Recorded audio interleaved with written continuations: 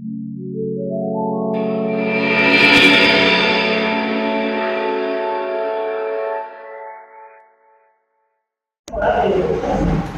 Computer ತರಬೇತಿ ಕೇಂದ್ರ ಮಾನವಿ ವತಿಯಿಂದ ನಡೆಸ್ತಕ್ಕಂಥ ಈ ಒಂದು ಸ್ಪರ್ಧಾತ್ಮಕ ಪರೀಕ್ಷಾ ಕೇಂದ್ರಗಳಿಗೆ ಇವತ್ತಿನ ತರಗತಿಯಲ್ಲಿ ಏನಪ್ಪ ಅಂದರೆ ಭೂಗೋಳಶಾಸ್ತ್ರದ ವಿಷಯದ ಕುರಿತು ಏನಪ್ಪ ಅಂತಂದರೆ ಒಂದು ತರಗತಿಯನ್ನು ನಡೆಸಲಾಗುತ್ತೆ. ಆತ್ಮೀಯ ಸ್ಪರ್ಧಾರ್ಥಿಗಳೇ, ಇವತ್ತಿನ ದಿನದಲ್ಲಿ ಭೂಗೋಳಶಾಸ್ತ್ರ ಏನಪ್ಪ ಅಂತಂದರೆ ಅತಿ ಹೆಚ್ಚು ಪ್ರಶ್ನೆಗಳು ಬರ್ತಕ್ಕಂಥದ್ದು ಭೂಗೋಳಶಾಸ್ತ್ರದ ಒಂದು ವಿಷಯದಿಂದ. ಹಾಗಾಗಿ ಭೂಗೋಳಶಾಸ್ತ್ರವನ್ನು ನಾವು ಅತ್ಯಂತ ಆಳದಿಂದ ಮತ್ತು ವಿಶ್ವಾಸದಿಂದ ಪ್ರತಿಯೊಂದು ವಿಷಯವನ್ನ ಅರ್ಥೈಸಿಕೊಂಡು ಅಧ್ಯಯನ ಮಾಡುವುದು ಇಂದಿನ ಅಗತ್ಯವಾಗಿರ್ತಕ್ಕಂಥದ್ದು. ಓಕೆ, ಈಗ ಮೊದಲನೇದಾಗಿ ಏನಪ್ಪ ಅಂತಂದ್ರೆ ಭೂಗೋಳಶಾಸ್ತ್ರದ ಒಂದು ಸರಣಿ ಒಂದು ತರಬೇತಿಯನ್ನ ನಾವೊಂದು ಈ ಒಂದು ತರಗತಿಯಿಂದ ಆರಂಭಿಸ್ತಾ ಇದ್ದೇವೆ. ಮೊದಲನೇದಾಗಿ ಏನಪ್ಪ ಅಂತಂದ್ರೆ ಭೂಗೋಳಶಾಸ್ತ್ರದ ಒಂದು ಪರಿಚಯ ಅಂತಕ್ಕಂಥದ್ದು. ಓಕೆ, ಭೂಗೋಳಶಾಸ್ತ್ರದ ಪರಿಚಯವನ್ನ ನೋಡ್ತಾ ಹೋದ್ರೆ ಭೂಗೋಳಶಾಸ್ತ್ರವನ್ನ ಅಂದ್ರೆ ಆರಂಭ, ಅದೊಂದು ಇಂಟ್ರೊಡಕ್ಷನ್, ಅದರ ಬಗ್ಗೆ ನೋಡ್ತಾ ಹೋದ್ರೆ ಭೂಗೋಳಶಾಸ್ತ್ರವನ್ನ ಆಂಗ್ಲ ಭಾಷೆಯಲ್ಲಿ ಏನಂತ ಕರಿತೀವಿ, ಜಿಯೋಗ್ರಾಫಿ ಅಂತ ಕರಿತಕ್ಕಂಥದ್ದು. ಭೂಗೋಳಶಾಸ್ತ್ರವನ್ನ ಆಂಗ್ಲ ಭಾಷೆಯಲ್ಲಿ ಏನಂತ ಕರಿತೀವಿ ಅಂದ್ರೆ ಜಿಯೋಗ್ರಾಫಿ ಅಂತೇಳಿ ಕರಿತಕ್ಕಂಥದನ್ನ ಕಾಣ್ತೀವಿ. ಈ ಜಿಯೋಗ್ರಾಫಿ ಅಂತಕ್ಕಂಥದ್ದು ಏನಿದೆಯಲ್ಲ, ಇಂಗ್ಲಿಷ್ ಭಾಷೆ ಪದ. ಈ ಜಿಯೋಗ್ರಾಫಿ ಪದ ಮೂಲತಃ ಏನಪ್ಪಾ ಅಂತಂದ್ರೆ ಗ್ರೀಕ್ ಭಾಷೆಯ ಜಿಯೋ ಮತ್ತು ಗ್ರಪೋಸ್ ಎಂಬ ಎರಡು ಪದಗಳಿಂದ ಬಂದಿರತಕ್ಕಂಥದ್ದು. ಜಿಯೋ ಮತ್ತು ಗ್ರಪೋಸ್ ಎಂಬ ಪದಗಳಿಂದ ಬಂದಿರತಕ್ಕಂಥದ್ದು. ಜಿಯೋ ಎಂದರೆ ಭೂಮಿ, ಗ್ರಪೋಸ್ ಎಂದರೆ ಅಧ್ಯಯನ ಅಂತ ಅರ್ಥವನ್ನ ಕೊಡುತ್ತೆ. ನೋಡಿ, ಜಿಯೋ ಎಂದರೆ ಭೂಮಿ, ಗ್ರಪೋಸ್ ಎಂದರೆ ಅಧ್ಯಯನ. ಅಧ್ಯಯನ ಅಥವಾ ವಿವರಣೆ ಅಂತಲೂ ಕೂಡ ನಾವು ಇದನ್ನ ಕರೀಬಹುದು. ಅಧ್ಯಯನ ಅಥವಾ ವಿವರಣೆ ಅಂತಲೂ ಕೂಡ ಕರಿತಕ್ಕಂಥದ್ದು. ಓಕೆ, ಇನ್ನು ಸಾಮಾನ್ಯವಾಗಿ ಜಿಯೋಗ್ರಫಿ ಅಂತ ಟೋಟಲ್ ಆಗಿ ಹೇಳ್ಬೇಕಾದ್ರೆ ಭೂಮಿಯ ಬಗ್ಗೆ ಅಂದ್ರೆ ಅಥವಾ ಭೂಮಿಯ ಕುರಿತಾದ ಒಂದು ವ್ಯವಸ್ಥಿತ ಅಧ್ಯಯನವನ್ನ ನಾವೇನಂತ ಕರಿತೀವಿ, ಭೂಗೋಳಶಾಸ್ತ್ರ ಅಂತೇಳಿ ಕರಿತಕ್ಕಂಥದ್ದು. ಜೊತೆಗೆ ಜಿಯೋಗ್ರಫಿ ಪದವನ್ನ ಮೊಟ್ಟ ಮೊದಲ ಬಾರಿಗೆ ಬಳಸಿರ್ತಕ್ಕಂಥ ವ್ಯಕ್ತಿ ಯಾರಪ್ಪ ಅಂತಂದ್ರೆ ಎರಟಸ್ಥಾನಿಸ್. ನೋಡಿ, ಎರಟಸ್ಥಾನಿಸ್, ಈತನನ್ನ ಏನಂತ ಕರಿತೀವಿ, ಭೂಗೋಳಶಾಸ್ತ್ರದ ಪಿತಾಮಹ ಅಂತ ಕರಿತೀವಿ. ಫಾದರ್ ಆಫ್ ಜಿಯೋಗ್ರಫಿ ಅಂತ ಕರಿತಕ್ಕಂಥದ್ದು, ಭೂಗೋಳಶಾಸ್ತ್ರದ ಪಿತಾಮಹ ಅಂತೇಳಿ ಇವರನ್ನ ಕರಿತಕ್ಕಂಥದ್ದು. ಯಾರನ್ನು ಕರಿತೀವ್ರಿ, ಎರಟಸ್ಥಾನಿಸ್ ಅನ್ನ ಕರಿತಕ್ಕಂಥದ್ದು, ಪಿತಾಮಹ ಅಂತೇಳಿ ಕರಿತೀವಿ. ಓಕೆ, ಇನ್ನು ನೆಕ್ಸ್ಟ್ ನೋಡಿ, ಭೂಗೋಳಶಾಸ್ತ್ರದ ಪಿತಾಮಹ ಯಾರು, ಎರಟಸ್ಥಾನಿಸ್. Very important. ಈತ ಏನ್ ಮಾಡ್ತಾನೆ, ಜಿಯೋಗ್ರಫಿ ಅಂತಕ್ಕಂಥ ಪದವನ್ನ ಫಸ್ಟ್ ಟೈಮ್ ಬಳಸ್ತಾನೆ. ಅಂದ್ರೆ ಜಿಯೋಗ್ರಫಿ ಅಂದ್ರೆ ಒಂದು ಕೃತಿಯನ್ನೇ ಬರೀತಾನೆ, ಜಿಯೋಗ್ರಫಿ ಅಂತಕ್ಕಂಥ ಕೃತಿಯನ್ನ ಬರೀತಕ್ಕಂಥದ್ದು ಯಾರು, ಎರಟಸ್ಥಾನಿಸ್. ನೋಡಿ, ಈತನ ಬಗ್ಗೆ ಇನ್ನು ಹೇಳಬೇಕಾದ್ರೆ ಭೂಮಿಯನ್ನ ಅಳೆದಿರ್ತಕ್ಕಂಥ ಮೊಟ್ಟ ಮೊದಲ ವ್ಯಕ್ತಿ, ಭೂಮಿಯ ಸುತ್ತಳತೆಯನ್ನು ಅಳೆದ ಮೊದಲ ವ್ಯಕ್ತಿ ಯಾರಂದ್ರೆ ಎರಟಸ್ಥಾನಿಸ್. ನೋಡಿ, ಪ್ರಪಂಚದ ನಕ್ಷೆಯನ್ನ ರಚಿಸಿದ ಮೊದಲ ವ್ಯಕ್ತಿಯು ಕೂಡ ಎರಟಸ್ಥಾನಿಸೇ, ಪ್ರಪಂಚದ ನಕ್ಷೆಯನ್ನ. ಓಕೆ, ಅದೇ ರೀತಿ ನೋಡಿ, ಆಧುನಿಕ ಭೂಗೋಳಶಾಸ್ತ್ರದ ಪಿತಾಮಹ, ಫಾದರ್ ಆಫ್ ಮಾಡರ್ನ್ ಜಿಯೋಗ್ರಫಿ ಅಂತ ಕರಿತೀವಿ. ಯಾರನ್ನು ಕರಿತೀವಿ, ಅಲೆಕ್ಸಾಂಡರ್ ವಾನ್ ಹಂಬೋಲ್ಟ್ ಮತ್ತು ಕಾರ್ಲ್ ರಿಟ್ಟರ್.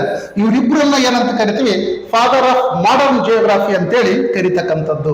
ಅಂದ್ರೆ ಆಧುನಿಕ ಭೂಗೋಳಶಾಸ್ತ್ರದ ಪಿತಾಮಹ. ಇವತ್ತು ಆಧುನಿಕ ಕಾಲದಲ್ಲಿ ಪ್ರಪಂಚದ ಪ್ರತಿಯೊಂದು ವಿಶ್ವವಿದ್ಯಾಲಯದಲ್ಲಿ ಒಂದು ಅಧ್ಯಯನ ವಿಷಯವಾಗಿ ಆರಂಭವಾಗಲು ಅಥವಾ ಪ್ರಸಿದ್ಧಿಯನ್ನ ಹೊಂದಲು ಕಾರಣ ಯಾರಂದ್ರೆ ಈ ಅಲೆಕ್ಸಾಂಡರ್ ವಾನ್ ಹಂಬೋಲ್ಟ್ ಮತ್ತು ಕಾರ್ಲ್ ರಿಟ್ಟರ್. ಇವರನ್ನ ನಾವೇನಂತ ಕರಿತೀವಿ, ಅಂದ್ರೆ ಆಧುನಿಕ ಭೂಗೋಳಶಾಸ್ತ್ರದ ಪಿತಾಮಹರು ಅಂತ ಕರಿತೀವಿ.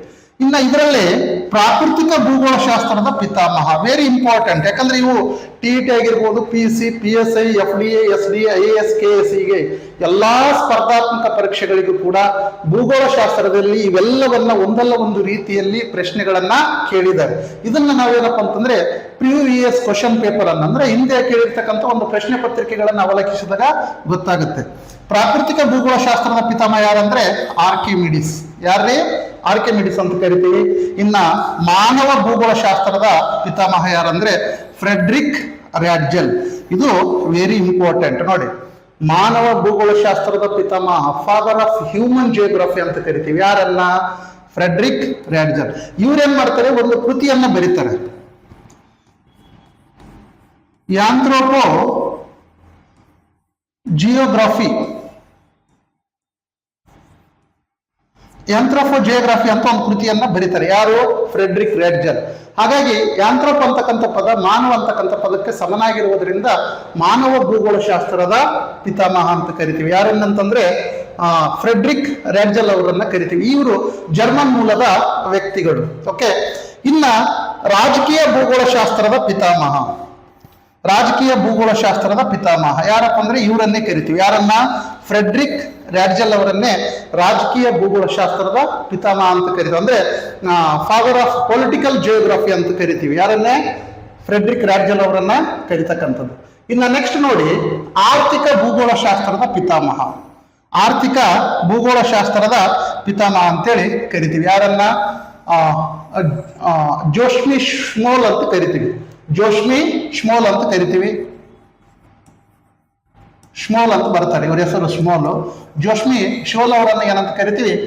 ಆರ್ಥಿಕ ಭೂಗೋಳಶಾಸ್ತ್ರದ ಪಿತಾಮಹ ಅಂತ ಕರಿತೀವಿ. ಹೀಗೆ ಭೂಗೋಳಶಾಸ್ತ್ರ ಬೆಳೆದಂಗೆಲ್ಲ ನೋಡಿ, ಆರಂಭದಲ್ಲಿ ಭೂಗೋಳಶಾಸ್ತ್ರದ ಎರಡು ಶಾಖೆಗಳಿರ್ತವೆ.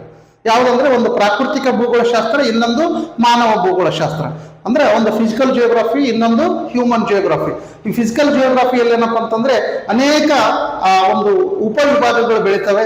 ಮಾನವ ಭೂಗೋಳಶಾಸ್ತ್ರದಲ್ಲೂ ಕೂಡ ಅನೇಕ ಉಪವಿಭಾಗಗಳು ಬೆಳೀತವೆ. ಅದರಲ್ಲಿ ಆರ್ಥಿಕ ಭೂಗೋಳಶಾಸ್ತ್ರ, ರಾಜಕೀಯ ಭೂಗೋಳಶಾಸ್ತ್ರ, ಹೀಗೆ ಅನೇಕ ಉಪವಿಭಾಗಗಳು ಏನಪ್ಪಾ ಅಂದ್ರೆ ಬೆಳೀತಕ್ಕಂಥದ್ದು. ಇನ್ನ ಪ್ರಾದೇಶಿಕ ಭೂಗೋಳಶಾಸ್ತ್ರದ ಪಿತಾಮಹ ಸ್ಟ್ರಾಬೋ ಅವರನ್ನ ಕರಿತೀವಿ. ಪ್ರಾದೇಶಿಕ ಭೂಗೋಳಶಾಸ್ತ್ರದ ಪಿತಾಮಹ ಅಂತ ಕರಿತೀವಿ. ಯಾರನ್ನಂದ್ರೆ ಸ್ಟ್ರಾಬೋ ಅವರನ್ನ ಕರಿತಕ್ಕಂಥದ್ದು. ಓಕೆ. ಪ್ರಾದೇಶಿಕ ಭೂಗೋಳಶಾಸ್ತ್ರದ ಪಿತಾಮಹ, ಫಾದರ್ ಆಫ್ ರೀಜನಲ್ ಜಿಯೋಗ್ರಫಿ ಅಂತ ಇವರನ್ನ ಕರಿತಕ್ಕಂಥದ್ದು. ಓಕೆ. ಇದು ವೆರಿ ಇಂಪಾರ್ಟೆಂಟ್, ಯಾಕಂದ್ರೆ ಇದು IAS ಎಕ್ಸಾಮ್ ಅಲ್ಲಿ ಕೇಳಿರ್ತಕ್ಕಂಥ ಪ್ರಶ್ನೆ ಇದೆ. 2002ರ ಪ್ರಶ್ನೆ ಪತ್ರಿಕೆಯಲ್ಲಿ ಕೇಳಿರ್ತಕ್ಕಂಥ ಪ್ರಶ್ನೆ. ಇನ್ನ ಅಮೇರಿಕ ಭೂಗೋಳಶಾಸ್ತ್ರದ ಪಿತಾಮಹ, ಫಾದರ್ ಆಫ್ ಅಮೇರಿಕನ್ ಜಿಯೋಗ್ರಫಿ ಅಂತ ಕರಿತೀವಿ. ಇವರು ಅಮೇರಿಕದಲ್ಲಿ ಭೂಗೋಳಶಾಸ್ತ್ರ ವಿಷಯವನ್ನ ಪ್ರಸಿದ್ಧಿಗೊಳಿಸಿರ್ತಕ್ಕಂಥ ಕೀರ್ತಿ ಈ ವಿಲಿಯಂ ಮೋರಿಸ್ ಡೇವಿಸ್ ಅವರಿಗೆ ಸಲ್ತಕ್ಕಂಥದ್ದು. ಹಾಗಾಗಿ ವಿಲಿಯಂ ಮೋರಿಸ್ ಡೇವಿಸ್ ಅವರನ್ನ ಏನಂತ ಕರಿತೀವಿ?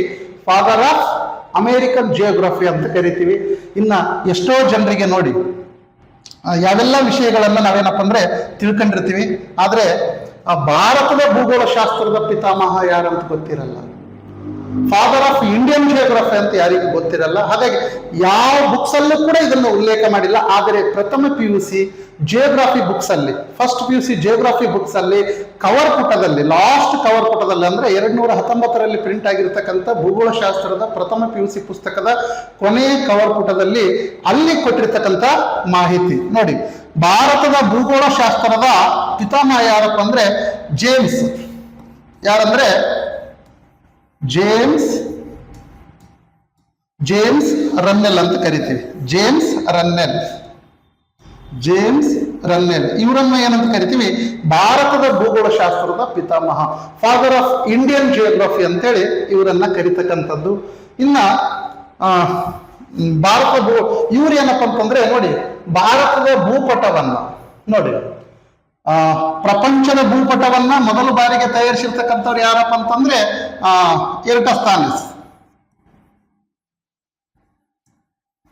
ಪ್ರಪಂಚದ ಭೂಪಟವನ್ನ ಮೊದಲು ಬಾರಿಗೆ ತಯಾರಿಸಿರ್ತಕ್ಕಂಥ ವ್ಯಕ್ತಿ ಯಾರಂದ್ರೆ ಎರಟಸ್ಥಾನಿಸ್. ಇದು ನೆನ್ಪಿಟ್ಕೋಬೇಕು. ಇವರು ಅಂದ್ರೆ ಪ್ರಪಂಚದ ಅಂದ್ರೆ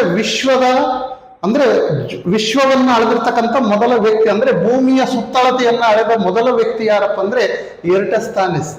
ಜೊತೆಗೆ ಈತ ಏನ್ ಮಾಡ್ತಾನೆ, ಇದು ಸ್ಟೇಡ್ ಅಥವಾ ಸ್ಟೇಡಿಯಾ ಅಂತಕ್ಕಂಥ ಮಾಪನವನ್ನ ಬಳಸಿ, ಸ್ಟೇಡ್ ಅಥವಾ ಸ್ಟೇಡಿಯಾ ಇದು ಕೇಳ್ತಾರೆ, ಬಹಳ ಸಲ ಕೇಳಿದರೆ. ಹಾಗಾದ್ರೆ ಭೂಮಿಯ ಸುತ್ತಳತೆಯನ್ನ ಎರಟಸ್ಥಾನಿಸ್ ಅಳೆದ ನಿಜ. ಹಾಗಾದ್ರೆ ಯಾವ ಒಂದು ಮಾಪನದಲ್ಲಿ ಅಳೆದ? ಯಾವ ಮಾಪನ ಅಂದ್ರೆ ಅದು ಸ್ಟೇಡ್ ಅಥವಾ ಸ್ಟೇಡಿಯಾ ಅಂತಕ್ಕಂಥ ಮಾಪನವನ್ನ ಬಳಸಿ ಅಳಿತಾನೆ. ಯಾವುದನ್ನ? ಪ್ರಪಂಚದ ಸುತ್ತಳತೆಯನ್ನ ಅಳಿತಾನೆ. ಪ್ರಪಂಚದ ಸುತ್ತಳತೆಯನ್ನ ಅಳೆಯುವುದರ ಮೂಲಕ ಏನಪ್ಪ ಅಂತಂದ್ರೆ ಎರಟಸ್ಥಾನಿಸ್ ಏನಪ್ಪ ಅಂದ್ರೆ ಪ್ರಪಂಚದ ಭೂಪಟವನ್ನ ಮೊದಲು ಬಾರಿಗೆ ತಯಾರಿಸ್ತಾನೆ. ನೋಡಿ, ಇದು ಇರತಕ್ಕಂಥದ್ದು ಗೋರ್ಮೆಂಟ್ ಬುಕ್ಸ್ ಅಲ್ಲಿ, ಫಸ್ಟ್ PUC ಗೋರ್ಮೆಂಟ್ ಬುಕ್ಸ್ ಅಲ್ಲಿ ಇರ್ತಕ್ಕಂಥ ಮಾಹಿತಿ. ಪ್ರಪಂಚದ ನಕ್ಷೆಯನ್ನು ಮೊದಲು ತಯಾರಿಸಿದವರು ಯಾರಪ್ಪ ಅಂದ್ರೆ ಎರಟಸ್ಥಾನಿಸ್. ಓಕೆ, ಇವೆಲ್ಲ ಗೋರ್ಮೆಂಟ್ ಬುಕ್ಸ್ ಅಲ್ಲಿ ಇರ್ತಕ್ಕಂಥ ಮಾಹಿತಿಗಳಂತಕ್ಕಂಥದ್ದು. ಇನ್ನ ವೆರಿ ಇಂಪಾರ್ಟೆಂಟ್,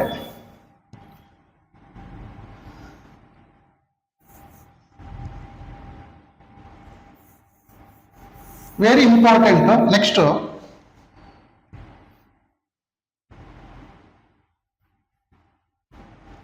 ನೋಡಿ, ಭಾರತದ ಭೂಪಟವನ್ನು ಮೊದಲು ಬಾರಿಗೆ ತಯಾರಿಸಿದವರು ಯಾರು ಅಂತ ಬರುತ್ತೆ. Very important. ಇದನ್ನ ಏನ್ ಮಾಡಿದ್ದಾರೆ, ಫೆಬ್ರವರಿ 3, 2019 ನಡೆದಿರ್ತಕ್ಕಂಥ ನೋಡಿ, ಫೆಬ್ರವರಿ 3, 2019 ನಡೆದಿರ್ತಕ್ಕಂಥ KTET ಎಕ್ಸಾಮ್ ಅಲ್ಲಿ, TET ಪರೀಕ್ಷೆಯಲ್ಲಿ ಕೇಳಿರ್ತಕ್ಕಂಥ ಪ್ರಶ್ನೆ ಇದು. ಅಂದ್ರೆ ಅವ್ರೇನ್ ಮಾಡಿದ್ದಾರೆ, ಭಾರತದ ಭೂಪಟ ಅಂತ ಕೊಟ್ಟಿಲ್ಲ, ಇಲ್ಲಿ ಹಿಂದೂಸ್ತಾನದ ಭೂಪಟ ಅಂತ ಕೊಟ್ಟಿದ್ದಾರೆ. ವೆರಿ ಇಂಪಾರ್ಟೆಂಟ್, ನೋಡ್ಕೊಳ್ರಿ. ಭಾರತದ ಭೂಪಟ ಅಂತ ಕೊಟ್ಟಿಲ್ಲ, ಹಿಂದೂಸ್ತಾನದ ಭೂಪಟವನ್ನ ಮೊದಲು ತಯಾರಿಸಿದವರು ಯಾರು ಅಂತೇಳಿ ಫೆಬ್ರವರಿ 3, 2019 ಕರ್ನಾಟಕ TET ಅಂದ್ರೆ ಟೀಚರ್ ಎಲಿಜಿಬಿಲಿಟಿ ಟೆಸ್ಟ್ ಅಲ್ಲಿ ನಡೆದಿರ್ತಕ್ಕಂಥ ಒಂದು ಪರೀಕ್ಷೆಯಲ್ಲಿ ಕೇಳಿರ್ತಕ್ಕಂಥ ಪ್ರಶ್ನೆ, ಹಿಂದೂಸ್ತಾನದ ನಕ್ಷೆಯನ್ನು ಮೊದಲು ತಯಾರಿಸಿದವರು ಯಾರು ಅಂತ ಕೇಳಿದರೆ ಇದಕ್ಕೆ ಉತ್ತರ ಏನಪ್ಪಾ ಅಂದ್ರೆ ಜೇಮ್ಸ್ ರನ್ನೆಲ್. Very important. ನೋಡಿ, ಈ ಜೇಮ್ಸ್ ರನ್ನೆಲ್ ಅವರನ್ನ ನಾವೇನಂತ ಕರಿತೀವಿ, ಭಾರತದ ಭೂಗೋಳ ಶಾಸ್ತ್ರದ ಪಿತಾಮಹ, ಫಾದರ್ ಆಫ್ ಇಂಡಿಯನ್ ಜಿಯೋಗ್ರಫಿ ಅಂತ ಕರಿತೀವಿ. ಇದು ಇರ್ತಕ್ಕಂಥದ್ದು ಎಲ್ಲಿ ಅಂತಂದ್ರೆ ಫಸ್ಟ್ PUC ಬುಕ್ಸ್ ಅಲ್ಲಿ ಕವರ್ ಪುಟದಲ್ಲಿ ಇರ್ತಕ್ಕಂಥದ್ದು, 2019 ಪ್ರಿಂಟ್ ಆಗಿರ್ತಕ್ಕಂಥ ಒಂದು ಪುಸ್ತಕದಲ್ಲಿ ಇರ್ತಕ್ಕಂಥದ್ದು. ಜೇಮ್ಸ್ ರನ್ನೆಲ್ ನೋಡಿ, ಭಾರತದಲ್ಲಿ ನಕ್ಷಾಶಾಸ್ತ್ರಕ್ಕೆ ಹೆಸರಾಗಿರ್ತಕ್ಕಂಥ ವ್ಯಕ್ತಿ ಈತ. ಯಾರು? ಜೇಮ್ಸ್ ರನ್ನೆಲ್. ಈತ ಏನ್ ಮಾಡ್ತಾನೆ,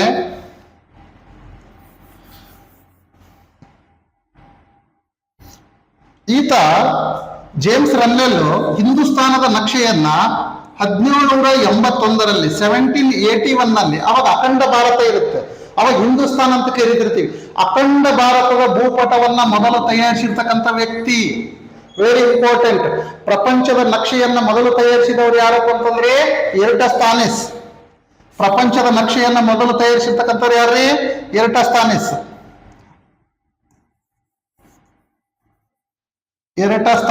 ಪ್ರಪಂಚದ ನಕ್ಷೆಯನ್ನ ಮೊದಲು ತಯಾರಿಸಿರ್ತಕ್ಕಂಥವ್ರು ಯಾರಪ್ಪ ಅಂತಂದ್ರೆ ಎರಟಸ್ಥಾನಿಸ್ ಅಂತಕ್ಕಂಥ ವ್ಯಕ್ತಿ ತಯಾರಿಸ್ತಾನೆ.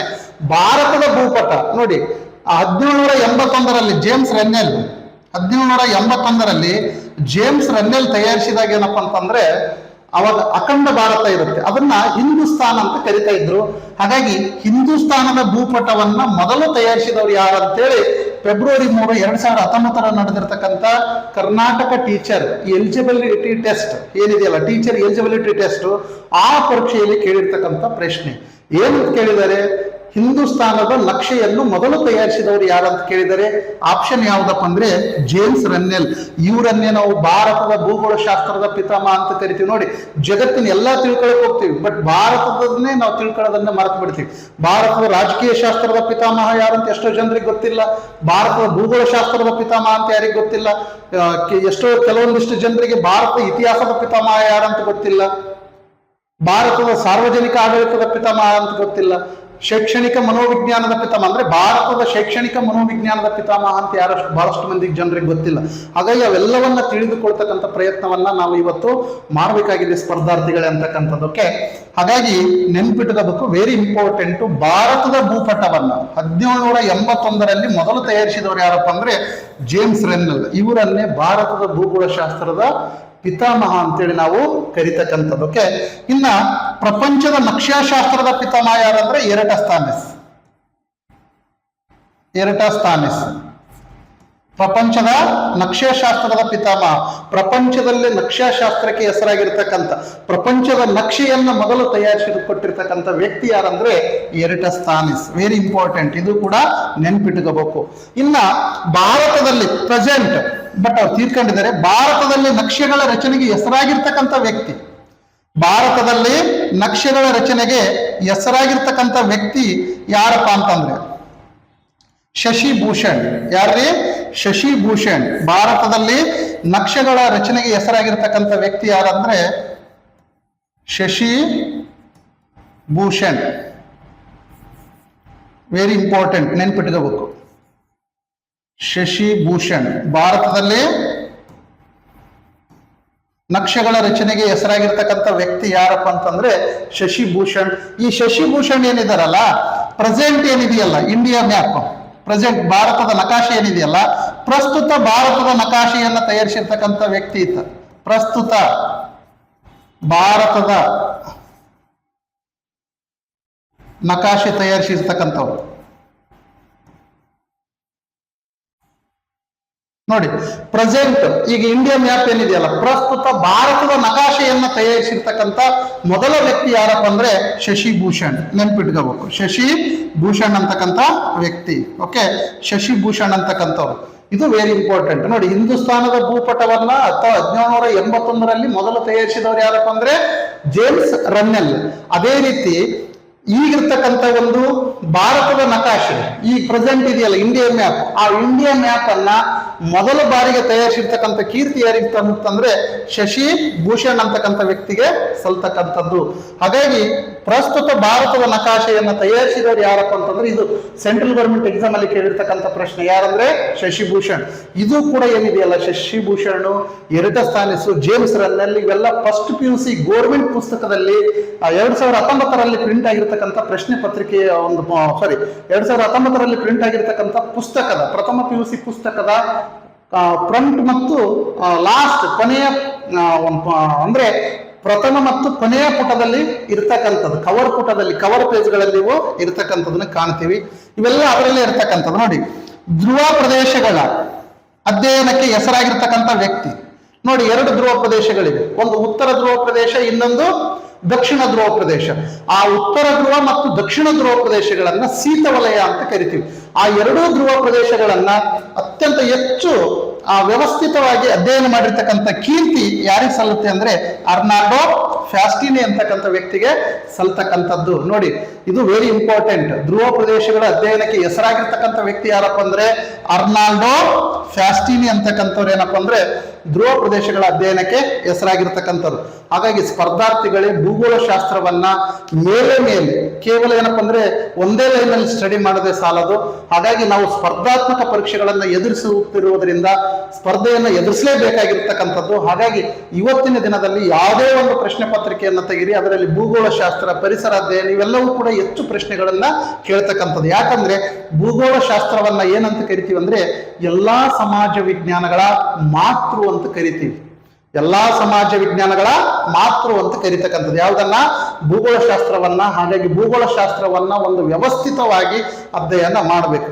ಆ ಉದ್ದೇಶ ಇಟ್ಟುಕೊಂಡು ಸ್ಪರ್ಧಾರ್ಥಿಗಳಿಗೆ ಹೆಸರಾಗ್ಲಿ, ಸ್ಪರ್ಧಾರ್ಥಿಗಳಿಗೆ ಅನುಕೂಲವಾಗ್ಲಿ, ಸ್ಪರ್ಧಾರ್ಥಿಗಳಿಗೆ ಭೂಗೋಳ ಶಾಸ್ತ್ರ ಬಹಳ ಈಸಿ ಆಗ್ಲಿ, ಸರಳವಾಗ್ಲಿ ಅನ್ನುವ ಉದ್ದೇಶದಿಂದ ಭೂಗೋಳ ಶಾಸ್ತ್ರದ ಒಂದು ಸರಣಿ ಒಂದು ತರಬೇತಿಯನ್ನ ಈ ಒಂದು ನಮ್ಮ ಲಕ್ಷ್ಮೀ ಕಂಪ್ಯೂಟರ್ ಮಾನವಿ ಒಂದು ತರಬೇತಿ ಕೇಂದ್ರದ ವತಿಯಿಂದ ಹಮ್ಮಿಕೊಂಡಿರ್ತಕ್ಕಂಥದ್ದು.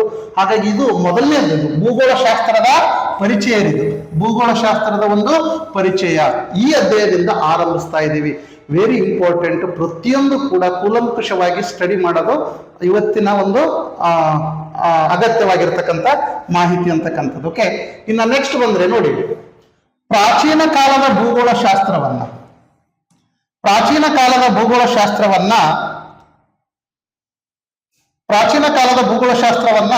ಗೆಜೆಟಿಯರ್. ನೋಡಿ, ಪ್ರಾಚೀನ ಕಾಲದ ಭೂಗೋಳ ಶಾಸ್ತ್ರವನ್ನ ಏನಂತ ಕರಿತಾ ಇದ್ದಾರೆ? ಗೆಜೆಟಿಯರ್ ಭೂಗೋಳ ಶಾಸ್ತ್ರ ಅಂತ ಕರಿತಾ ಇದ್ರು. ಏನಂತ ಕರಿತಿದ್ರು? Very important. ಪ್ರಾಚೀನ ಕಾಲದ ಭೂಗೋಳ ಶಾಸ್ತ್ರವನ್ನ ಗೆಜೆಟಿಯರ್ ಭೂಗೋಳ ಶಾಸ್ತ್ರ ಅಂತ ಕರಿತಾ ಇದ್ರು. ಇವತ್ತೇನು ಗೆಜೆಟ್ ಅಂತ ಕರಿತೀವಲ್ಲ, ಆ ಗೆಜೆಟ್ ಅಂತಕ್ಕಂಥ ಪದ ಹಿಂದೆ ಗ್ರೀಕ್ ಭಾಷೆಯಲ್ಲಿ ಬಳಸ್ತಕ್ಕಂಥ ಒಂದು ಗೆಜೆಟಿಯರ್ ಅಂತಕ್ಕಂಥ ಇದರಿಂದ ಬಂದಿರತಕ್ಕಂಥದ್ದು. ನೋಡಿ, ಭೂಗೋಳ ಶಾಸ್ತ್ರದ ಪಿತಾಮಹ ಅಂತ ಕರೆದಿವಿ ಯಾರನ್ನ? ಎರಟಸ್ಥಾನಿಸ್ ಅನ್ನ. ಇವರು ಗ್ರೀಕ್ ದೇಶದವರು. ಹಾಗಾಗಿ ನೋಡಿ, ಎರಟಸ್ಥಾನಿಸ್ ಅವ್ರು ಏನಾಗಿದ್ರು ಅಂದ್ರೆ ಅಲೆಕ್ಸಾಂಡ್ರಿಯಾ ಅಂತ ನಗರ ಬರುತ್ತೆ ಒಂದು ಗ್ರೀಸ್ ದೇಶದಲ್ಲಿ. ಆ ಅಲೆಕ್ಸಾಂಡ್ರಿಯಾ ನಗರದಲ್ಲಿರ್ತಕ್ಕಂಥ ಪ್ರಾಚೀನ ಕಾಲದಲ್ಲಿ ಗ್ರಂಥಪಾಲಕನಾಗಿ, ನೋಡಿ, ಒಂದು ಗ್ರಂಥಾಲಯವೇ ಇತ್ತು ಎಲ್ಲಿ? ಗ್ರೀಸ್ ದೇಶದಲ್ಲಿ. ಇನ್ನು ಅಕಾಡೆಮಿಗಳು ಇದ್ದು ಅಂದಾಗ ಗ್ರಂಥಾಲಯ ದೊಡ್ಡದಲ್ಲ. ಗ್ರಂಥಪಾಲಕನಾಗಿ ಕಾರ್ಯನಿರ್ವಹಿಸಿರ್ತಕ್ಕಂಥ ವ್ಯಕ್ತಿ ಯಾರು? ಎರಟಸ್ಥಾನಿಸ್. ಎಲ್ಲಿ? ಅಲೆಕ್ಸಾಂಡ್ರಿಯಾ ನಗರದಲ್ಲಿ. ಭೂಗೋಳ ಶಾಸ್ತ್ರದ ಪಿತಾಮಹ ಅಂತ ಕರಿತೀವಿ. ಪ್ರಪಂಚದ ನಕ್ಷೆಯನ್ನ ಮೊದಲು ತಯಾರಿಸಿದವರು ಯಾರ್ರಿ? ಎರಟಸ್ಥಾನಿಸ್. ಭೂಮಿಯ ಸುತ್ತಳತೆಯನ್ನ ಮೊದಲು ಅಳದಿರ್ತಕ್ಕಂಥ ವ್ಯಕ್ತಿ ಯಾರು? ಎರಟಸ್ಥಾನಿಸ್. ವೆರಿ ಇಂಪಾರ್ಟೆಂಟ್ ಮಾಹಿತಿ ಅಂತಕ್ಕಂಥದ್ದು. ಭಾರತದ ಭೂಗೋಳ ಶಾಸ್ತ್ರದ ಪಿತಾಮಹ ಯಾರು?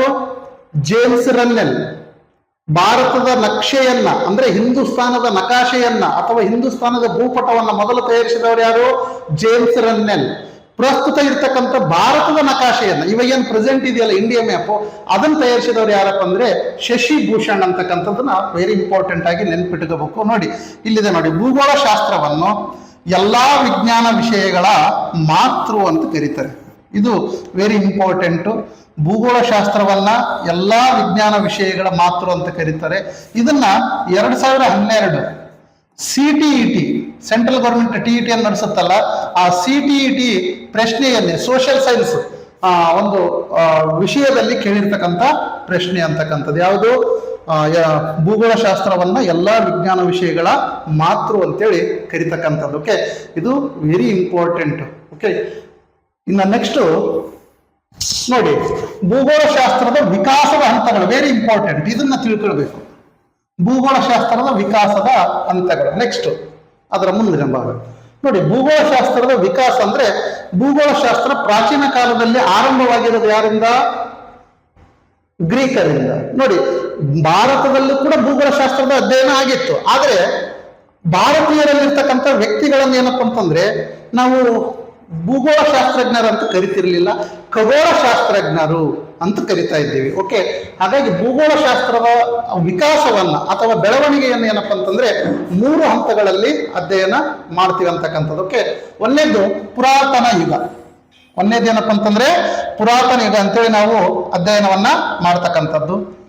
ಅಂದ್ರೆ ಇದು ಪುರಾತನ ಯುಗ ಕ್ರಿಸ್ತ ಪೂರ್ವ 3ರಿಂದ ಕ್ರಿಸ್ತ ಶಕ 5ರವರೆಗೆ ಇರತಕ್ಕಂಥ ಹಂತ, 1ನೇ ಹಂತ. ಓಕೆ, ಈ ಹಂತದಲ್ಲಿ ನೋಡಿ, ಆರಂಭದ ಪುರಾತನ ಯುಗ, ಪ್ರಾಚೀನ ಯುಗದಲ್ಲಿ ಯಾವೆಲ್ಲ ಭೂಗೋಳ ಶಾಸ್ತ್ರದಲ್ಲಿ ಬೆಳವಣಿಗೆ ಆಗುವಂತ ನೋಡ್ತಾ ಹೋದ್ರೆ ಅರಿಸ್ಟಾಟಲ್, ಇವ್ರ ಬಗ್ಗೆ ಕೇಳಿರ್ತೀರಿ ನೀವು. ಅರಿಸ್ಟಾಟಲ್ ಅನ್ನ ರಾಜ್ಯಶಾಸ್ತ್ರದ ಪಿತಾಮಹ ಅಂತ ಕರಿತೀವಿ, ಜೊತೆಗೆ ಜೀವಶಾಸ್ತ್ರದ ಪಿತಾಮಹ ಅಂತಲೂ ಕೂಡ ಕರಿತೀವಿ. ನೋಡಿ, ಅದೇ ರೀತಿ ಆಲ್ರೆಡಿ 2 ಶಾಸ್ತ್ರಗಳಿಗೆ ಪಿತಾಮಹ ಇರ್ತಕ್ಕಂಥ ಅರಿಸ್ಟಾಟಲ್ ಭೂಗೋಳ ಶಾಸ್ತ್ರವನ್ನು ಕೂಡ ಅಧ್ಯಯನ ಮಾಡ್ತಾರೆ. ನೋಡಿ, ಭೂಮಿ ವೃತ್ತಾಕಾರವಾಗಿದೆ ಅಂತ ಹೇಳಿರ್ತಕ್ಕಂಥ ಮೊದಲ ವ್ಯಕ್ತಿ ಯಾರಪ್ಪ ಅಂತಂದ್ರೆ ಅರಿಸ್ಟಾಟಲ್. ಆರಂಭದಲ್ಲಿ ಸಂಪೂರ್ಣವಾಗಿ ರೌಂಡ್ ಶೇಪ್ ಅಲ್ಲಿ ಇದೆ ಅಂತ ಹೇಳ್ತಾನೆ, ಬಟ್ ಸಂಪೂರ್ಣವಾಗಿ ರೌಂಡ್ ಶೇಪ್ ಅಲ್ಲಿ ಇವಾಗಿಲ್ಲ, ಬಟ್ ಆತ ಆರಂಭದಲ್ಲಿ ಹೇಳಿರ್ತಕ್ಕಂಥದ್ದು. ಇನ್ನೊಂದು ವೆರಿ ಇಂಪಾರ್ಟೆಂಟ್ ಏನಪ್ಪ ಅಂತಂದ್ರೆ ನೋಡಿ, ಚಂದ್ರಗ್ರಹಣ ಸಿದ್ಧಾಂತವನ್ನ ಪ್ರತಿಪಾದಿಸಿರುವ ಮೊದಲ ವ್ಯಕ್ತಿ. ನೋಡಿ, ಚಂದ್ರಗ್ರಹಣ ಹೀಗೆ ನಡೆಯುತ್ತೆ, ಇದೇ ರೀತಿ ನಡೆಯುತ್ತೆ ಅಂತ ಹೇಳಿರ್ತಕ್ಕಂಥ ಮೊದಲ ವ್ಯಕ್ತಿ ಯಾರಾದ್ರೂ ಇದ್ರೆ ಅದು ಅರಿಸ್ಟಾಟಲ್. ಹಾಗಾಗಿ ಅರಿಸ್ಟಾಟಲ್ ಅಂದ್ರೆ ಸಾಮಾನ್ಯ ಅಲ್ರಿ, ನಡೆದಾಡುವ ವಿಶ್ವಕೋಶ ಅಂತ ಕರಿತೀವಿ ನಾವು. ಅರಿಸ್ಟಾಟಲ್ ಅವರನ್ನು ಏನಂತ ಕರಿತೀವಿ? ನಡೆದಾಡುವ ವಿಶ್ವಕೋಶ. ಅದಕ್ಕೆ ಹೇಳುದು ಆಡು ಮುಟ್ಟದ ಸೊಪ್ಪಿಲ್ಲ, ಅರಿಸ್ಟಾಟಲ್ ಮುಟ್ಟದೇ ಇರತಕ್ಕಂಥ, ಕೈಯಾಡಿಸದೇ ಇರತಕ್ಕಂಥ ವಿಷಯನೇ ಇಲ್ಲ. ಎಲ್ಲಾ ವಿಷಯಗಳಲ್ಲೂ ಕೂಡ ಅರಿಸ್ಟಾಟಲ್ ಏನಪ್ಪಾ ಅಂದ್ರೆ ಒಂದಲ್ಲ ಒಂದು ರೀತಿಯ ಕೊಡುಗೆಯನ್ನು ನೀಡಿರ್ತಕ್ಕಂಥದ್ದು. ಭೂಗೋಳ ಶಾಸ್ತ್ರದಲ್ಲಿ ಮೆಟೀರಿಯಾಲಜಿ ಅಂತ ಒಂದು ಕೃತಿಯನ್ನು ಬರೀತಾರೆ ಇವರು. ಮೆಟೀರಿಯಾಲಜಿ ಅಂತಕ್ಕಂಥ ಒಂದು ಮೆಟೀರಿಯಾಲಜಿ ಅಂತಕ್ಕಂಥ ಹವಾಮಾನ ಶಾಸ್ತ್ರಕ್ಕೆ ಸಂಬಂಧಪಟ್ಟಂತ ಒಂದು ಕೃತಿಯನ್ನು ಬರೀತಾರೆ. ಯಾರು? ಅರಿಸ್ಟಾಟಲ್. ಇದು ವೆರಿ ಇಂಪಾರ್ಟೆಂಟ್. ನೋಡಿ, ಚಂದ್ರಗ್ರಹಣ ಕೇಳ್ತಿರಲಿಲ್ಲ, ಚಂದ್ರಗ್ರಹಣವನ್ನ ಮೊದಲು ಪ್ರತಿಪಾದಿಸಿದ ವ್ಯಕ್ತಿ ಅರಿಸ್ಟಾಟಲ್. ಹಾಗಾದ್ರೆ ಚಂದ್ರಗ್ರಹಣ ಹೇಗೆ ನಡೆಯುತ್ತೆ ಅಂತ ನೋಡ್ತಾ ಹೋದ್ರೆ ಸುಬೂಚ ಅಂತ ನೆನ್ಪಿಡ್ತೀವಿ. ಸೂರ್ಯ, ಭೂಮಿ, ಚಂದ್ರ, ಸುಬೂಚ ಅಂತ ಕರಿತೀವಿ ಸಿಂಪಲ್ ಆಗಿ. ಅಂದ್ರೆ ಸು ಅಂದ್ರೆ ಸೂರ್ಯ, ಭೂ ಅಂದ್ರೆ ಭೂಮಿ, ಚ ಅಂದ್ರೆ ಚಂದ್ರ. ಸುಬೂಚ ಅಂದ್ರೆ ಸೂರ್ಯ ಮತ್ತು ಚಂದ್ರರ ನಡುವೆ ಯಾವ್ದು ಬರ್ಬೇಕು? ಭೂಮಿ ಬರ್ಬೇಕು. ಭೂಮಿ ಬಂದಾಗ ಏನಾಗುತ್ತೆ? ಚಂದ್ರಗ್ರಹಣ ಆಗುತ್ತೆ ಅಂತಕ್ಕಂಥದ್ದು. ಓಕೆ, ಸುಬೂಚ ಅಂದ್ರೆ ಚಂದ್ರಗ್ರಹಣ, ಸೂಚ ಭೂ ಅಂದ್ರೆ ಚಂದ್ರ ನಡುವಿದ್ರೆ ಅದು ಸೂರ್ಯಗ್ರಹಣ ಅಂತೇಳಿ ಕರಿತಕ್ಕಂಥದ್ದು. ಓಕೆ, ಈ ಚಂದ್ರಗ್ರಹಣ ಸೂರ್ಯಗ್ರಹಣದ ಬಗ್ಗೆ ಮುಂದಿನ ತರಗತಿಯಲ್ಲಿ ಎಕ್ಸ್ಪ್ಲೇನ್ ಚೆನ್ನಾಗಿ ನೋಡೋಣ ಅಂತಕ್ಕಂಥದ್ದು. ಓಕೆ, ಇನ್ನು ಅದೇ ರೀತಿ ವೆರಿ ಇಂಪಾರ್ಟೆಂಟ್, ಚಂದ್ರಗ್ರಹಣ ಕಂಡಿಡಿದವರು ಯಾರಪ್ಪ ಫಸ್ಟ್ ಅಂತ ಕೇಳಿದರೆ ಬಹಳಷ್ಟು ಸಲ ಅದನ್ನು ನೆನ್ಪಿಟ್ಕೊಳ್ತಕ್ಕಂಥದ್ದು. ನೆಕ್ಸ್ಟ್ ಇನ್ನೊಬ್ರು ಬರ್ತಾರೆ ನೋಡಿ, ಅರಿಸ್ಟಾರ್ಕಸ್. ಇದು ವೆರಿ ಇಂಪಾರ್ಟೆಂಟ್. ಅರಿಸ್ಟಾರ್ಕಸ್ ಏನ್ ಹೇಳ್ತಾನೆ? ಇದು ಪುರಾತನ ಯುಗದಲ್ಲಿ ಕ್ರಿಸ್ತಪೂರ್ವದಲ್ಲಿ, ಕ್ರಿಸ್ತಪೂರ್ವ 300ರಿಂದ ಕ್ರಿಸ್ತಪೂರ್ವ 5ರವರೆಗೆ ಏನ್ ಹೇಳ್ತಾರೆ? ಸೂರ್ಯಕೇಂದ್ರ ಸಿದ್ಧಾಂತದ ಮೊದಲ ಪ್ರತಿಪಾದಕ ಅಂತ ಕರಿತೀವಿ ನಾವು. ನೋಡಿ, ಸೂರ್ಯಕೇಂದ್ರ ಸಿದ್ಧಾಂತದ ಮೊದಲ ಪ್ರತಿಪಾದಕ ಯಾರಂತಂದ್ರೆ ಅರಿಸ್ಟಾರ್ಕಸ್, ಅರಿಸ್ಟಾಟಲ್ ಅಲ್ಲ. ಇದಕ್ಕೆ ಇರ್ತಕ್ಕಂಥ ವ್ಯತ್ಯಾಸ ಇದೆ ನೋಡಿ, ಪದಗಳು. ಇದಕ್ಕೆ ಏನಪ್ಪ ಅಂದ್ರೆ ಪದಗಳ ವ್ಯತ್ಯಾಸ ಇರತಕ್ಕಂಥದನ್ನ ಕಾಣ್ತೀವಿ. ಇದು ಅರಿಸ್ಟಾಟಲ್, ಇದು ಅರಿಸ್ಟಾರ್ಕಸ್. ಇಷ್ಟು ವೆರಿ ಇಂಪಾರ್ಟೆಂಟ್ ಆಗಿ ತಿಳ್ಕೋಬೇಕು. ಓಕೆ, ಸೂರ್ಯಕೇಂದ್ರ ಸಿದ್ಧಾಂತವನ್ನ ಮೊದಲು ಪ್ರತಿಪಾದಿಸ್ತಾರೆ. ಅಂದ್ರೆ ಸೂರ್ಯಕೇಂದ್ರ ಸಿದ್ಧಾಂತ ಅಂದ್ರೆ ಸಿಂಪಲ್ ಇಷ್ಟೇ. ಸೂರ್ಯ ಕೇಂದ್ರ ಸ್ಥಾನದಲ್ಲಿರುತ್ತಾನೆ, ಸೂರ್ಯನ ಸುತ್ತ ಭೂಮಿ ಸುತ್ತು ಹಾಕುತ್ತೆ ಅಂತ ಹೇಳಿರುವ ಮೊದಲ ವ್ಯಕ್ತಿ. ಆ ನಂತರ ಏನ್ ಮಾಡ್ತಾನೆ, ಈ ಟಾಲೆಮಿ ಬರ್ತಾರೆ. ಆ ನಂತರ ಅರಿಸ್ಟಾರ್ಕಸ್ ಆದ್ಮೇಲೆ ಟಾಲೆಮಿ ಬರ್ತಾರೆ. ಟಾಲೆಮಿ ಬಂದು ಏನ್ ಹೇಳ್ತಾನೆ ಅಂತಂದ್ರೆ, ಈತ ಅರಿಸ್ಟಾರ್ಕಸ್ ಹೇಳಿರ್ತಕ್ಕಂಥ ಸೂರ್ಯ ಕೇಂದ್ರ ಸಿದ್ಧಾಂತ ಸುಳ್ಳು, ಸೂರ್ಯನ ಸುತ್ತ ಭೂಮಿ ಸುತ್ತಲ್ಲ ಅಂತ ಹೇಳ್ತಾನೆ. ಯಾರು? ಟಾಲೆಮಿ ಹೇಳ್ತಾನೆ. ಕ್ಲಾಡಿಯಸ್ ಟಾಲೆಮಿ ಅಂತ ಕರಿತೀವಿ ಇವರನ್ನ. ಪೂರ್ಣ ಹೆಸರು ಏನಪ್ಪಾ ಅಂದ್ರೆ ಕ್ಲಾಡಿಯಸ್ ಟಾಲೆಮಿ ಅಂತ ಕರಿತೀವಿ. ಓಕೆ, ಈತ ಏನ್ ಮಾಡ್ತಾನೆ, ಸೂರ್ಯ ಕೇಂದ್ರ ಸಿದ್ಧಾಂತ ಸುಳ್ಳು ಅಂತೇಳಿ ಭೂಕೇಂದ್ರ ಸಿದ್ಧಾಂತವನ್ನ ಪ್ರತಿಪಾದಿಸ್ತಾರೆ. ಯಾವ ಸಿದ್ಧಾಂತ ರೀ? ಭೂಕೇಂದ್ರ ಸಿದ್ಧಾಂತವನ್ನ ಏನಪ್ಪಾ ಅಂತಂದ್ರೆ ಪ್ರತಿಪಾದಿಸ್ತಾರೆ ಅಂತಕ್ಕಂಥದ್ದು. ಓಕೆ, ಭೂಕೇಂದ್ರ ಸಿದ್ಧಾಂತವನ್ನ ಪ್ರತಿಪಾದಿಸ್ತಾನೆ. ಅಂದ್ರೆ ಸೂರ್ಯನ ಸುತ್ತ ಭೂಮಿ ಸುತ್ತಾಕಲ್ಲ, ಭೂಮಿ ಕೇಂದ್ರ ಸ್ಥಾನದಲ್ಲಿರುತ್ತೆ, ಭೂಮಿ ಸುತ್ತಾನೆ, ಸೂರ್ಯ ಏನ್ ಮಾಡ್ತಾನೆ, ಸುತ್ತು ಹಾಕ್ತಾನೆ ಅಂತ ಹೇಳ್ತಾನೆ. ಭೂಮಿ ಕೇಂದ್ರದಲ್ಲಿರುತ್ತೆ, ಭೂಮಿ ಸುತ್ತಾನೆ, ಸೂರ್ಯ ಸುತ್ತಾಕ್ತಾನೆ ಅಂತ ಹೇಳ್ತದೆ. ಯಾರು? ಟಾಲೆಮಿ ಹೇಳಿರ್ತಕ್ಕಂಥದ್ದು. Very important. ಈತ ಟಾಲೆಮಿ ಹೇಳಿರ್ತಾನಲ್ಲ, ಇದಾದ್ಮೇಲೆ ನೋಡಿ, ಟಾಲೆಮಿ ಹೇಳಿರ್ತಕ್ಕಂಥ ಭೂಕೇಂದ್ರ ಸಿದ್ಧಾಂತವನ್ನ ಕ್ರಿಸ್ತ ಶಕ 1576ರಲ್ಲಿ ಕೋಪರ್ನಿಕಸ್ ಅಂತ ಬರ್ತಾನೆ. ನೋಡಿ, 1576ರಲ್ಲಿ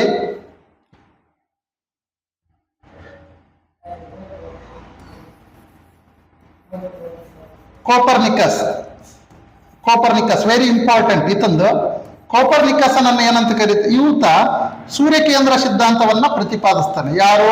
ಕೋಪರ್ನಿಕಸ್.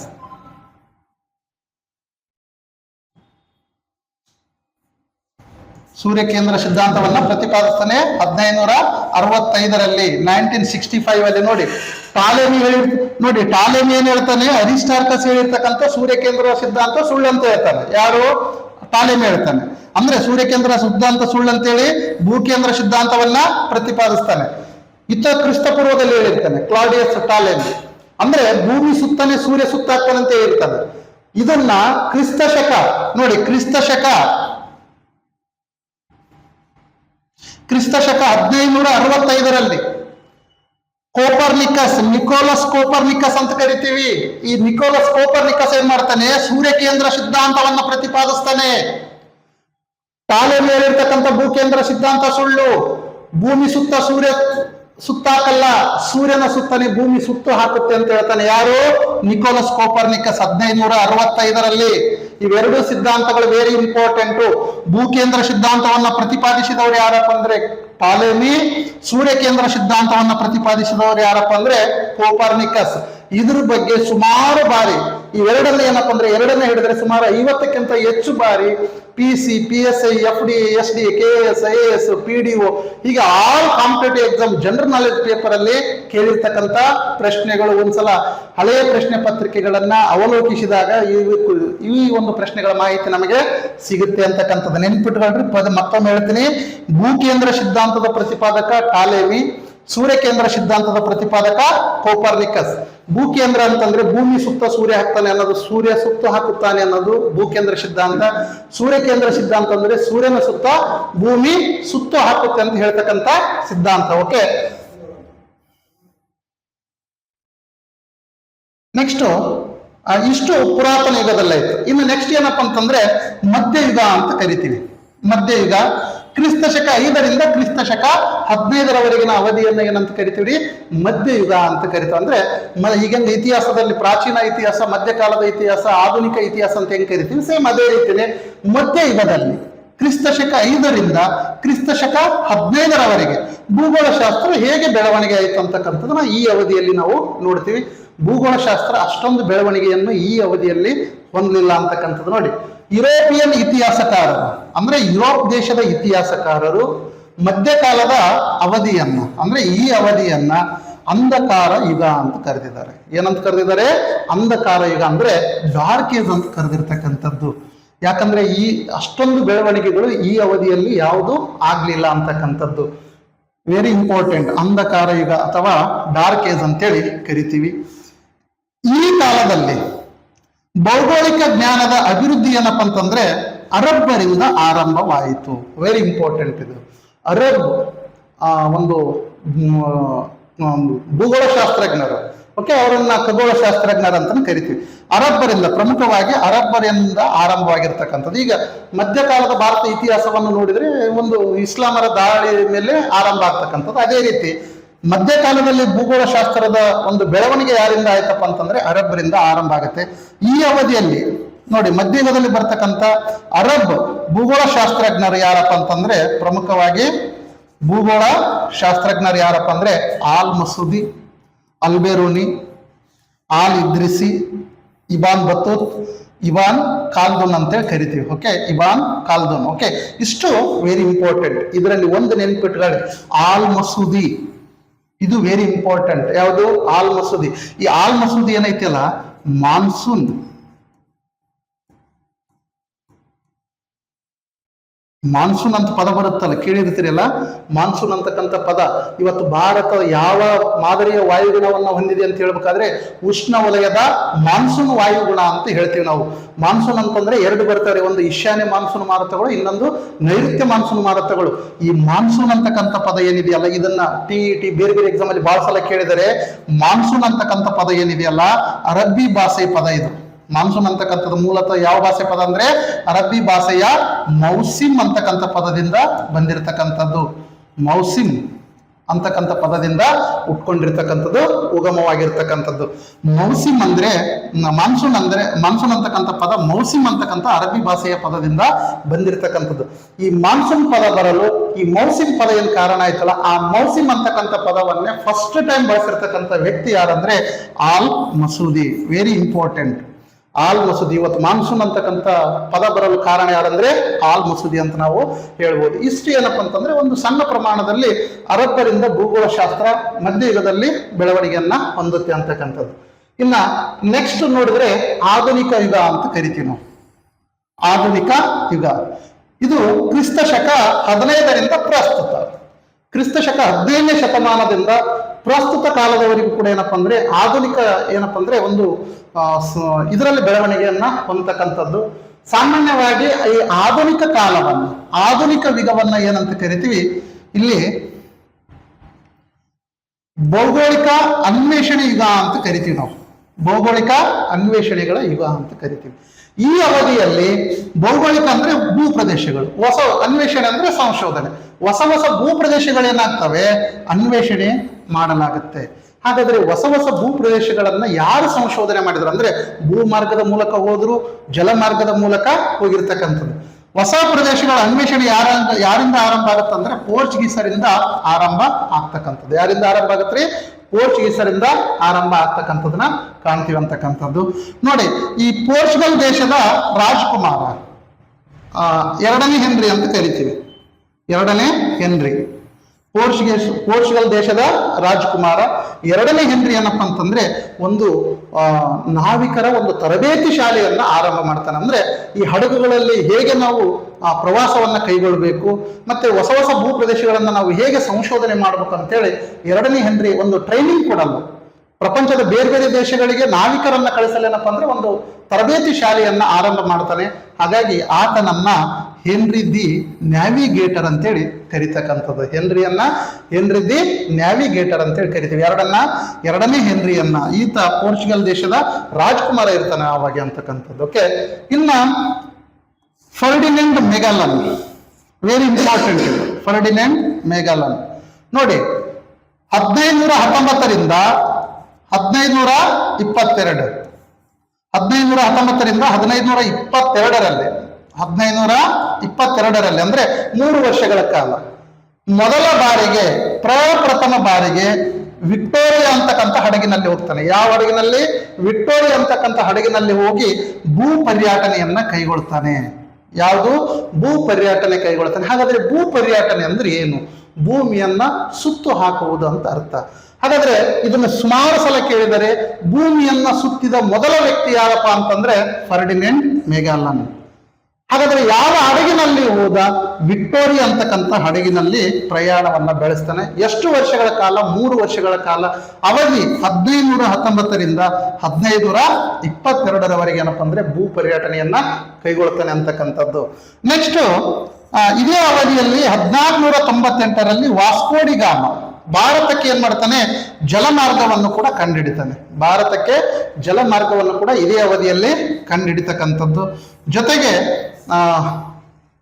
ಇದೇ ಅವಧಿಯಲ್ಲಿ ಅಮೆರಿಕ ದೇಶವನ್ನ ಅಮೆರಿಕ ವೆಸ್ಪುಸಿ ಅಂತಕ್ಕಂಥವನ್ನು ಕಂಡುಹಿಡಿತಾನೆ. ಅಮೆರಿಕ ದೇಶವನ್ನು ಕೂಡ USA, ಈ ಎರಡು ಖಂಡಗಳನ್ನ, ಅಂದ್ರೆ ಇವತ್ತಿನ ದಕ್ಷಿಣ ಅಮೆರಿಕ, ಉತ್ತರ ಅಮೆರಿಕ ಖಂಡ ಅಂತ ಕರಿತೀವಲ್ಲ, ಆ ಖಂಡಗಳನ್ನ ಕಂಡುಹಿಡಿದವರು, ಸಂಶೋಧನೆ ಮಾಡಿದವರು ಯಾರಪ್ಪ ಅಂತಂದ್ರೆ ಅಮೆರಿಗೋ ವೆಸ್ಪುಸಿ ಅಂತ ಕರಿತೀವಿ. ಓಕೆ, ವೆಸ್ಪುಸಿ. ಓಕೆ, ಇವು ಕೂಡ ಏನಪ್ಪಾ ಅಂತಂದ್ರೆ ಅಮೆರಿಕ ಅಂದ್ರೆ ಅಮೆರಿಗೋ ಅತನ ಹೆಸರು. ಹಾಗಾಗಿ ಈತ ಕಂಡುಹಿಡಿದಿರುವುದರಿಂದ ಅವುಗಳಿಗೆ ಅಮೆರಿಕ ಅಂತ ಕರಿತಕ್ಕಂಥದ್ದು. ಉತ್ತರ ಅಮೆರಿಕ ಖಂಡ ಮತ್ತು ದಕ್ಷಿಣ ಅಮೆರಿಕ ಖಂಡ ಅಂತೇಳಿ ಕರಿತಕ್ಕಂಥದ್ದು. ಇದೇ ಅವಧಿಯಲ್ಲಿ ಏನಪ್ಪಾ ಅಂದ್ರೆ ಉತ್ತರ ಧ್ರುವವನ್ನ ರಾಬರ್ಟ್ ಪ್ರಿಯರಿ ಮತ್ತು ದಕ್ಷಿಣ ಧ್ರುವವನ್ನ ಅಮುಂಡ ಸೇನ್ ಅಂತಕ್ಕಂಥ ಇಬ್ರು ವ್ಯಕ್ತಿಗಳು ಉತ್ತರ ಧ್ರುವ ಮತ್ತು ದಕ್ಷಿಣ ಧ್ರುವ ಪ್ರದೇಶಗಳಲ್ಲಿ ಏನಪ್ಪಾ ಅಂದ್ರೆ ಅನ್ವೇಷಣೆಯನ್ನ ಮಾಡ್ತಕ್ಕಂಥದ್ದು. ಓಕೆ, ಹೀಗೆ ಪ್ರಪಂಚದ ಬೇರೆ ಬೇರೆ ಪ್ರದೇಶಗಳನ್ನ, ಹೊಸ ಹೊಸ ಭೂ ಪ್ರದೇಶಗಳನ್ನ ಈ ಅವಧಿಯಲ್ಲಿ ಏನಪ್ಪಾ ಅಂತಂದ್ರೆ ಒಂದು ಅನ್ವೇಷಣೆಯನ್ನ ಮಾಡ್ತಕ್ಕಂಥದ್ದು. ಆಯ್ತು ಸರ್, ಮಾಡ್ತಕ್ಕಂಥ. ಓಕೆ, ಸ್ಪರ್ಧಾರ್ಥಿಗಳಿಗೆ ಇವತ್ತಿನ ಒಂದು ಭೂಗೋಳ ಶಾಸ್ತ್ರದ ಸರಣಿ ತರಗತಿಗಳ ಆರಂಭದ ತರಗತಿಯನ್ನು ಏನಪ್ಪಾ ಅಂತಂದ್ರೆ ಭೂಗೋಳ ಶಾಸ್ತ್ರದ ಒಂದು ಪರಿಚಯದ ಮೂಲಕ ಈ ಒಂದು 1ನೇ ಅಧ್ಯಾಯವನ್ನ ಮುಗಿಸ್ತಾ ಇದ್ದೇವೆ. ಸ್ಪರ್ಧಾರ್ಥಿಗಳೇ, ಈ ಒಂದು ಮುಂದಿನ ಸರಣಿ ತರಗತಿಗಳನ್ನ ನೆಕ್ಸ್ಟ್ ಮುಂದಿನ ಒಂದು ತರಗತಿ ಮೂಲಕ ಕೂಡ ನಾವು ನಿಮ್ಮನ್ನ ಭೇಟಿ ಆಗ್ತೀವಿ. ಪ್ರಮುಖವಾಗಿ ಏನಪ್ಪಾ ಅಂತಂದ್ರೆ ನಮ್ಮ ಒಂದು ಈ ಲಕ್ಷ್ಮಿ ಕಂಪ್ಯೂಟರ್ ತರಬೇತಿ ಕೇಂದ್ರ ಮಾನ್ವಿ ವತಿಯಿಂದ ಏನಪ್ಪಾ ಅಂತಂದ್ರೆ ಇದೇ ತಿಂಗಳು ಅಂದ್ರೆ ಜುಲೈ 2024 14ರಂದು ಭಾನುವಾರದಂದು ಏನಪ್ಪಾ ಅಂತಂದ್ರೆ ಒಂದು ಮಾದರಿ ಪರೀಕ್ಷೆಯನ್ನ ಹಮ್ಮಿಕೊಳ್ಳಲಾಗಿದೆ ಎಲ್ಲಾ ಸ್ಪರ್ಧಾರ್ಥಿಗಳಿಗೆ. ಆಲ್ ಸ್ಪರ್ಧಾತ್ಮಕ ಪರೀಕ್ಷೆಗಳಿಗೆ ಅಂದ್ರೆ ಎಲ್ಲ IAS, KS, FDA, SDA, PC, PSI ಈಗೇನು ಬರ್ತಾ ಇದೆ upcoming exam, village accountant, PDO, ಹೀಗೆ ಎಲ್ಲಾ ಪರೀಕ್ಷೆಗಳಿಗೂ ಒಂದು ಉಪಯುಕ್ತವಾಗ್ಲಿ, ನಮ್ಮ ಭಾಗದ ವಿದ್ಯಾರ್ಥಿಗಳಿಗೆ ಉಪಯುಕ್ತವಾಗ್ಲಿ ಅನ್ನುವ ಉದ್ದೇಶದಿಂದ ಏನಪ್ಪಾ ಅಂತಂದ್ರೆ 14/7/2024ರಂದು ಏನಪ್ಪಾ ಅಂತಂದ್ರೆ ಒಂದು ಮಾದರಿ ಪರೀಕ್ಷೆಯನ್ನ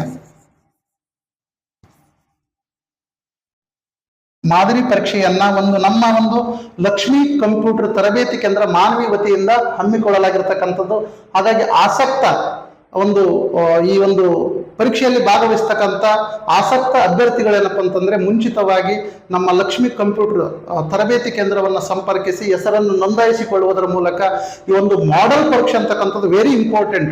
ನಾವು ಮೊದಲೇ ಹೋಗಿ ಎಕ್ಸಾಮ್ ಬರೀಬೇಕಾದ್ರೆ ಏನಪ್ಪಾ ಅಂದ್ರೆ ಈ ಧಾರವಾಡಕ್ಕೆ ಕ್ಲಾಸಿಕ್ ಬೇರೆ ಧಾರವಾಡಕ್ಕೂ ಎಕ್ಸಾಮ್ ಬರೆಯೋದಕ್ಕೆ ಸ್ಪೆಷಲ್ ಆಗಿ ಧಾರವಾಡಕ್ಕೆ ಹೋಗ್ತಾ ಇದ್ದೀವಿ, ಬಸ್ ಚಾರ್ಜ್ ಅದೆಲ್ಲ ಇಟ್ಕೇಶಿಂದ. ಹಾಗಾಗಿ ಇಲ್ಲೇ ಒಂದು ನಮ್ಮ ಭಾಗದಲ್ಲೇ ಮಾನ್ವಿ ನಗರದಲ್ಲೇ ನಡೀತಾ ಇರುವುದರಿಂದ ಬಹಳಷ್ಟು ವಿದ್ಯಾರ್ಥಿಗಳು ಈ ಒಂದು ಪರೀಕ್ಷೆಯ ಒಂದು ಸದುಪಯೋಗವನ್ನ ಪಡಿಸ್ಕೊಳ್ಳಿ. OMR ಮಾದರಿಯಲ್ಲೇ ನಡೆಯುತ್ತೆ. OMR ಏನಿರುತ್ತಲ್ಲ ಎಕ್ಸಾಮ್ ಅಲ್ಲಿ, ಅದೇ ಮಾದರಿಯಲ್ಲೇ ಈ ಪರೀಕ್ಷೆಯು ಕೂಡ ನಡೀತಕ್ಕಂಥದ್ದು. ಹಾಗಾಗಿ ಮುಂಚಿತವಾಗಿ ಏನಪ್ಪಾ ಅಂತಂದ್ರೆ ಒಂದು ನೋಂದಣಿಯನ್ನ ಮಾಡ್ಕೊಳ್ತಕ್ಕಂಥದ್ದು ಅಗತ್ಯವಾಗಿ ಇರತಕ್ಕಂಥದ್ದು. ಓಕೆ, ಇಷ್ಟು ಈ ಒಂದು ಹೇಳಿ ಈ ಒಂದು ತರಬೇತಿಯನ್ನ, ಈ ಒಂದು ಭೂಗೋಳಶಾಸ್ತ್ರದ ವಿಷಯದ ತರಗತಿಯನ್ನ ಮುಗಿಸ್ತಾ ಇದ್ದೇವೆ. ಓಕೆ, ಥ್ಯಾಂಕ್ ಯು, ಧನ್ಯವಾದಗಳು.